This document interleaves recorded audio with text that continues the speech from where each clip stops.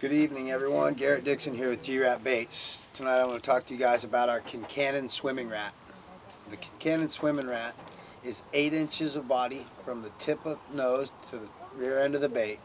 It comes with a 6-inch tail, which brings it in just about 14 inches. This bait weighs 4 ounces.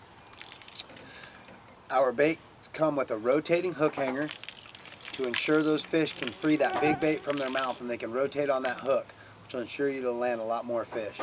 It comes with a 140-pound line tie, 100-pound inserts, 100-pound barrel swivels, heavy-duty pins. It comes with a screw lock feature on the tail to where you can screw that tail off and you can grab any other tail that you have laying on the boat or that you might think is going to really get those big ones to react, and you can go ahead and screw that tail on real quick and you can fire out, and then you got that new tail on there just that quick. So a screw lock design is nice to be able to interchange whatever tail you want. That bait there, again, I don't think I said it earlier, but it's a lipless bait. All the other rats on the market swim with a bill. Our bait swims without a bill. So that's a topwater bait that swims with no bill. It puts out an awesome, lifelike, realistic action. A couple ways I like to fish this bait. I like to fish it around ambush points. Sometimes I'll fire out past the ambush point, swim the bait up nice and slow to the spot I think that fish is holding.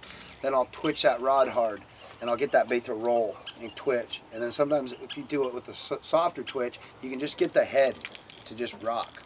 And it'll just make a tiny, nice, subtle rocking. I've got some big bites doing that.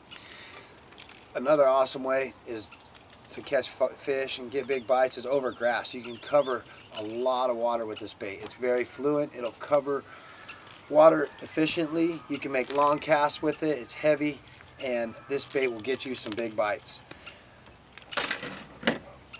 The equipment I like to use a Calcutta 401. I like to throw this with 65-pound braid to a 30-pound top shot leader. My Magic Mouse, I like to throw on straight braid. I don't like a leader on it. It's a smaller bait. I want a harder hook set. This is a larger bait. I want that monofilament on there.